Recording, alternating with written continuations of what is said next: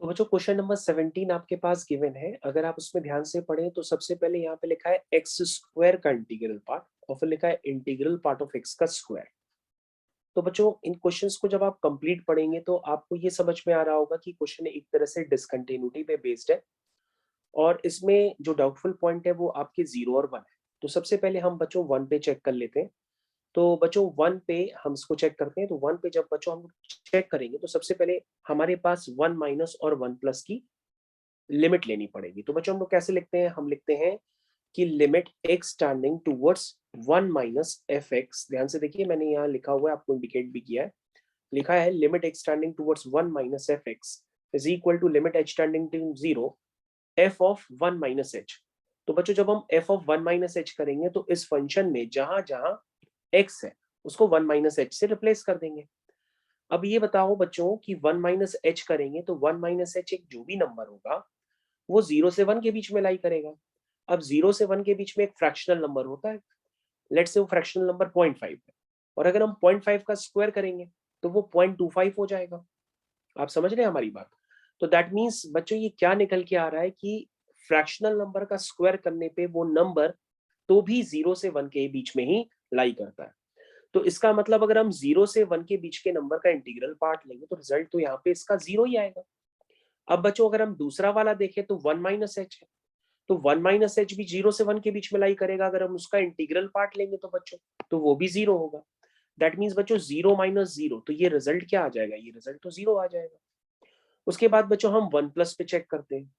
जब बच्चों हम 1 प्लस पे चेक करेंगे तो अगर आप ध्यान से देखें तो सबसे पहले हम यहाँ पे लिखेंगे limit x tending towards 1 plus f x is equal to limit h tending towards 0 f of 1 plus h, ऐसा लिखेंगे बच्चों।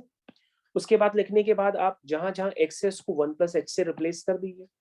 तो बच्चों 1 प्लस एच से रिप्लेस करेंगे तो 1 प्लस एच जो भी नंबर होगा वो 1 से 2 के बीच में लाई करेगा। तो अगर हम उसका इंटीग्रल पार्ट लेंगे तो 1 आएगा। तो मतलब इसका इंटीग्रल पार्ट बच्चों ये 1 आ गया। और 1 प्लस एच अगेन 1 से 2 के बीच में आएगा, उसका इंटीग्रल पार्ट लेंगे तो फिर से 1 आ जाएगा। तो 1 माइनस 1 0 आ गया।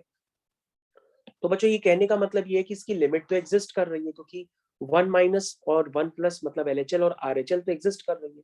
अब हम एक बात और यहाँ पे देख लेते हैं। मैं यहाँ पर F1 निकाल करके एक बार चेक कर लेता हूँ। तो बच्चों जब मैं यहाँ पे F1 निकालूंगा तो ये आएगा 1 का square minus integral part of 1 का होल स्क्वायर। तो integral part of 1 is 1, 1 is 1, that is equal to 0। That means ये बच्चों limit x tending towards 1 minus f x is equal to limit x tending towards 1 plus f x. और ये value बच्चों F1 के equal आ रही है। और F1 क्या है, ये सारी वैल्यू 0 के इक्वल है। इसका मतलब बच्चों 1 पे तो कंटिन्यूअस। उसी तरीके से बच्चों अगर आप कोई दूसरा पॉइंट लेंगे तो दूसरा पॉइंट बच्चों आप लेके उसको जब चेक करेंगे तो वहां पे ये डिसकंटिन्यूअस आएगा।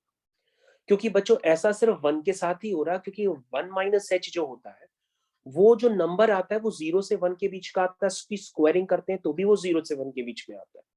लेकिन अगर बच्चों ये आप काम 2 माइनस एच 3 माइनस एच के साथ जैसे ही करोगे तो यहाँ पे जो फंक्शन की वैल्यू आएगी और यहाँ पे एलएचएल आरएचएल जो लिमिट आएगी वो डिफर करेगी। इसका मतलब फंक्शन डिसकंटिन्यूअस हो जाएगा। इसको आप एक बार करके भले चेक कर लीजिए। इसका मतलब जो फंक्शन है आपका वो एक्स इक्वल टू 1 को छोड़ करके बाकी सारी जगह डिसकंटिन्यूअस होगा। तो बच्चों आई थिंक आप लोगों को समझ में आ गया होगा और फिर भी ना समझ में आया हो तो आप उससे दोबारा पूछ लीजिए। Thank you.